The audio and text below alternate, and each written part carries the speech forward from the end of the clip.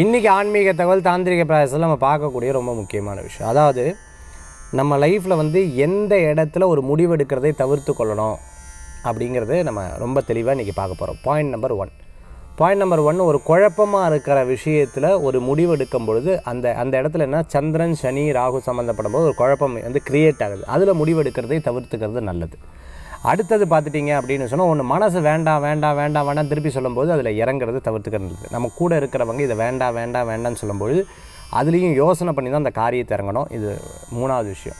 ஒரு காரியம் நடக்கிறதுக்கு முன்னாடி யார்ட்டையும் சொல்லாதீங்க, அது வந்து உங்களுக்கு நடக்காது. அதுலேயும் ரொம்ப கேர்ஃபுல்லாக இருக்கணும். 5வது பாயிண்ட் பார்த்தீங்க அப்படின்னு சொன்னால், நாம் வந்து நம்மளை மிக சக்தி வாய்ந்த நபராகவும் நமக்கு ஒரு விஷயத்தை நம்ம சிந்தனை பண்ணுறது அது சக்ஸஸ்ஃபுல்லாக நடக்கணும் அப்படின்னு சொன்னால், முதல்ல நம்மளுடைய வார்த்தை, நான் ஒரு வார்த்தையை வந்து வெளிப்படுத்துகிறேன். இப்போ இந்த வெளிப்படுத்துறதுக்கு முன்னாடி வரைக்கும் என் உடம்புக்குள்ளே இந்த சிந்தனைகள் இருந்துகிட்டுருக்கு, இந்த வார்த்தைகள் இருந்துகிட்ருக்கு.